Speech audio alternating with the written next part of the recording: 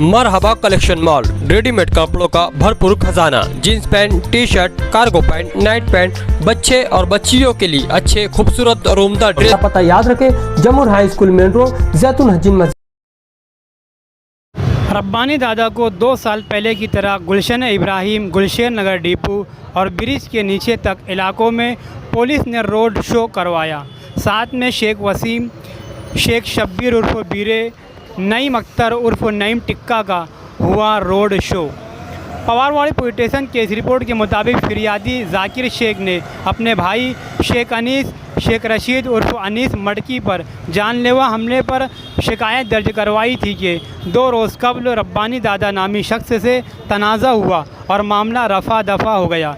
लेकिन 2 दिन के बाद फिर रब्बानी दादा ने मेरे भाई शेख अनीस, शेख रशीद पर जान से मारने की कोशिश करते हुए देसी पिस्तौल से फायरिंग करके शदीद ज़ख्मी कर दिया और मज़ीद इसके 4 साथियों ने शेख वसीम, शेख शब्बीर, बीरे, नईम टिक्का ने भी शेख अनीस पर कोयता, लोखंडी पाइप वगैरह से सर, पैर, हाथ वगैरह पर मारते हुए शदीद ज़ख्मी कर दिया।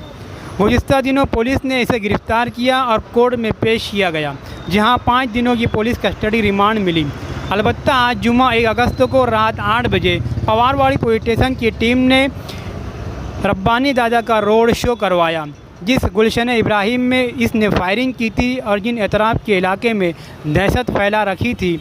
इन इलाके में पुलिस ने रोड शो के साथ इस गुनाह के न करने की माफ़ी मंगवाई ताकि वो आइंदा ऐसा ना कर सके और आवाम के दिलों से रब्बानी दादा समेत शेख वसीम, शब्बीर, बीरे, नईम टिक्का की दहशत कम हो जाए।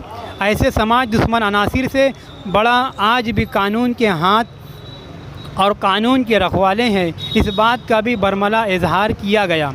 याद रहे कि फायरिंग मामले में इन चारों पर पवारवाड़ी पुलिस स्टेशन ने गुना नंबर 185/2025 भारतीय न्याय संहिता के तहत कलम 109, 182/2 और 191/2, 191/3, 190 और इंडियन आर्म एक्ट 3/25 और 5/27 परमाने मुकदमा दर्ज किया गया।